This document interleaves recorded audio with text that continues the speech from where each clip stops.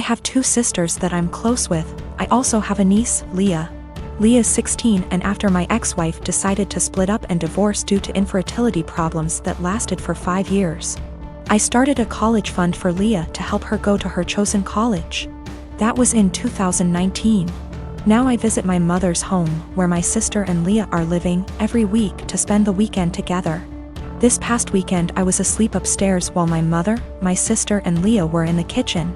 I came downstairs to grab a glass of water and heard my sister talking about my ex-wife expecting a baby with her new husband. This struck a nerve and I kind of froze from shock. I then heard Leah react to the news repeatedly saying, "I told you so, I told you so." Then explained she's always thought that I was the one with a problem for not being able to have a baby with my ex, but that I was too afraid to admit due to fragile masculinity. I could not believe what she said, but what made it worse is her following statement about how my ex was smart to get a divorce before it was too late. I went upstairs and into the room and shut the door and stayed there for hours. Mom and sister saw me about to leave and insisted to know what the problem was. I didn't want to argue, but I told them that I heard what Leah said about me. Leah stopped eating and got quiet. My sister tried to play dumb, but I told her I heard their entire conversation about my ex-wife and her pregnancy news. My sister tried to backpedal, saying Leah is just a kid who doesn't know much about this stuff and was just spouting nonsense. I told them I don't want to talk about it and they refused to let me leave, but I left eventually. I later sent my sister a text telling her about how hurt and devastated I was because of what Leah said, and told her I will no longer be responsible for funding her education. My sister kept trying to call, then texted saying Leah didn't mean what she said and offered to make her apologize, but I didn't feel comfortable being in the same room with someone who blamed me for something that was out of my control and something that literally turned my life upside down. My mother tried to get me to come over so we could talk, saying Leah doesn't deserve me turning my back on her like that. I haven't seen my sister nor Leah after what happened, but they are still trying to contact me, which means there's still a room for a discussion, and so I've decided to go see them tomorrow. Sit down together and have a long conversation. But this, I admit that I was mad when I told my sister about the college fund cancellation.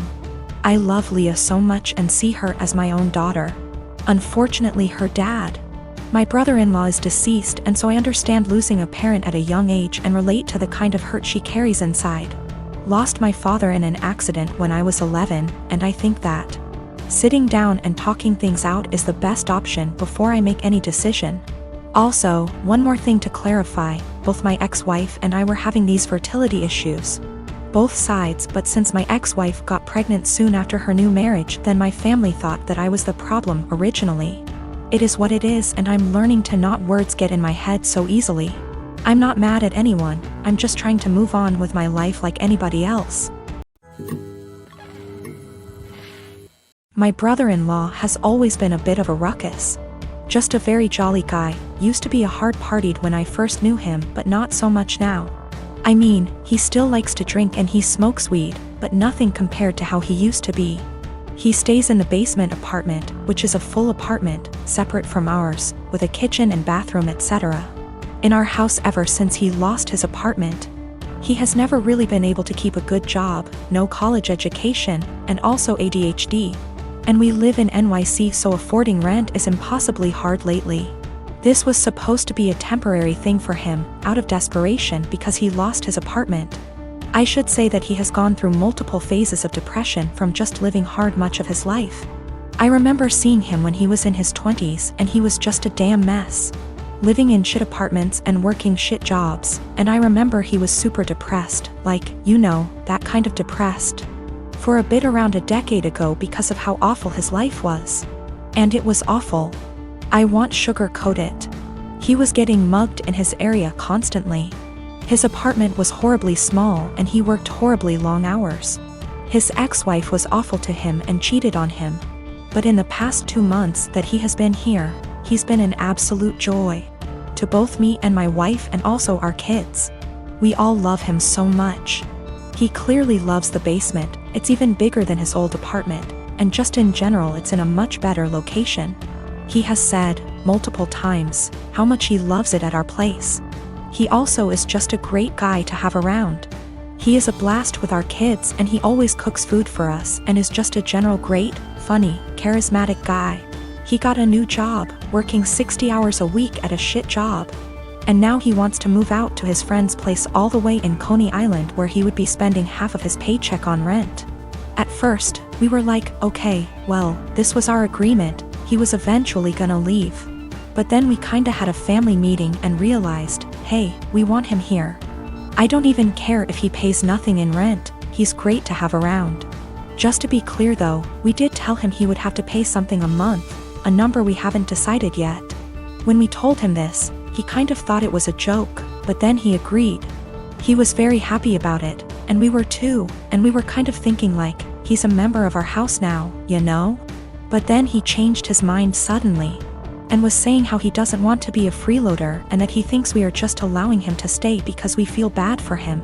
He really will not listen to us at all when we say that we actually want him to stay. Even our kids, teens, have tried getting him to stay and he just won't accept it. Every time we bring it up to him, he sort of does this pity thing where he's like, come on, I know you think I'm a loser. I'm not gonna mooch off of you guys or something along those lines.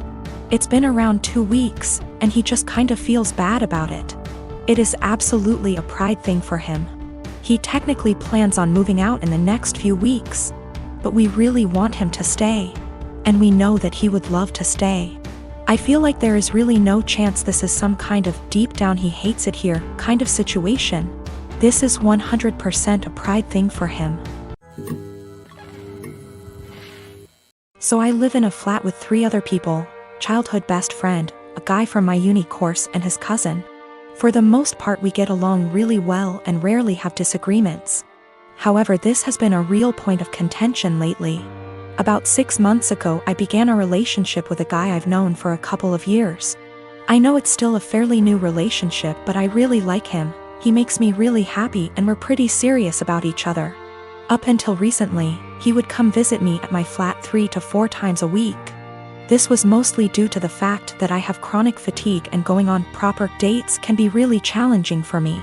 Instead of going out to dinner or a film or whatever, we'd just chill in my room or the living room, watch TV and get takeout or cook together. I didn't really consult anyone about this Bex to say.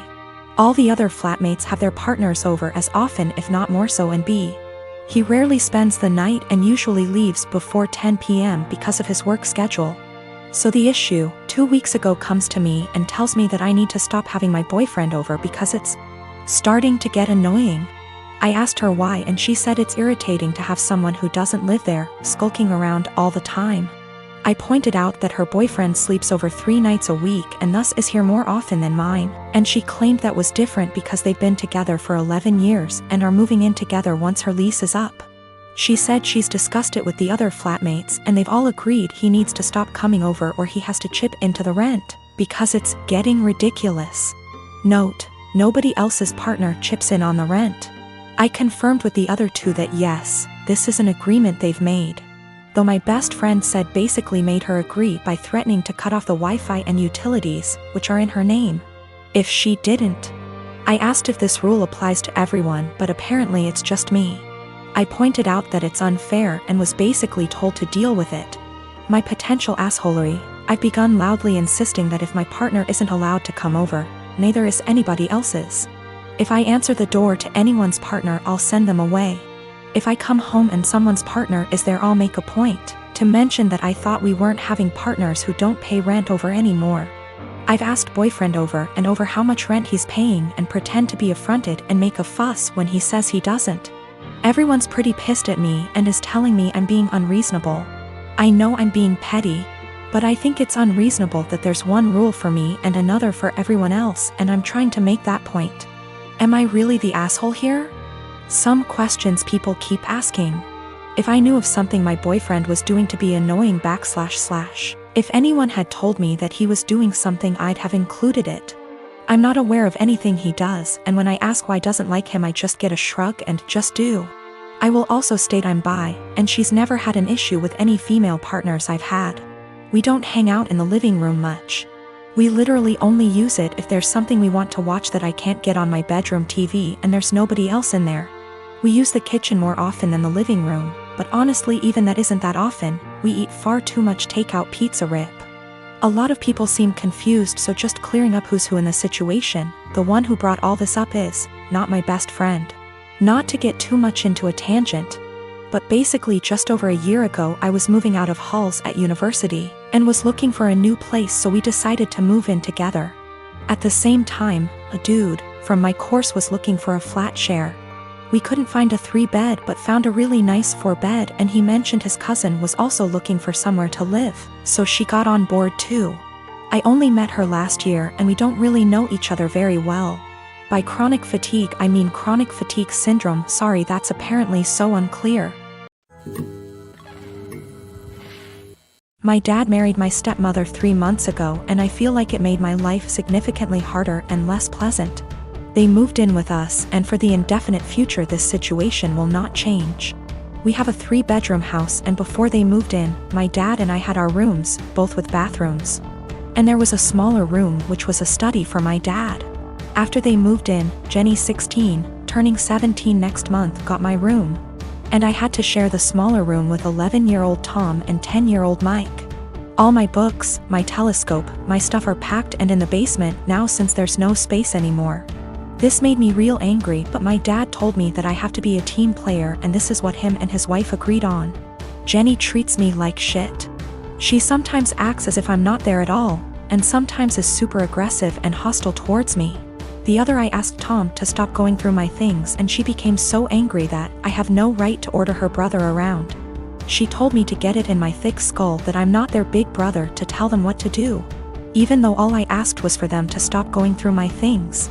She said it's best if I don't talk to them at all, since that way they will get less influence from a weirdo like me. What I don't get is that if she's so concerned that I might leave a bad influence on Tom and Mike, why doesn't she take them into her room? Tom and Mike don't respect any boundaries. They're always through my stuff. I have a watch which was a gift from my mother. She died of cancer, and they took it from my drawer and lost it. I found it weeks later in the basement with its front glass broken. Before they moved in I used to get a $100 allowance every month. Now Jenny gets $75, I get $35, and Tom and Mike each get $30. I had an Xbox, but these kids broke it down. I used to spend a lot of time with my dad. He used to come see me play basketball almost every week. He hasn't done it even once in the past 3 months since he's always working overtime.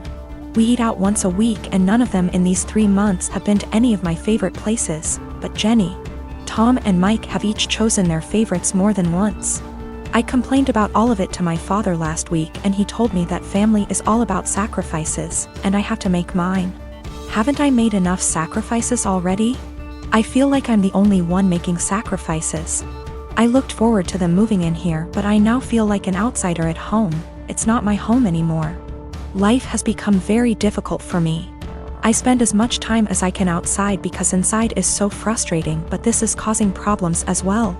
My dad keeps telling me that not being around means I'm not accepting them as part of the family, while in reality it's the opposite. So I get grounded for not being around, and being around is horrible. I don't want to live here anymore, but I'm only 15 and can't move out. I have nobody else who can take me in. I can't stay here for 3 more years. I'll go crazy.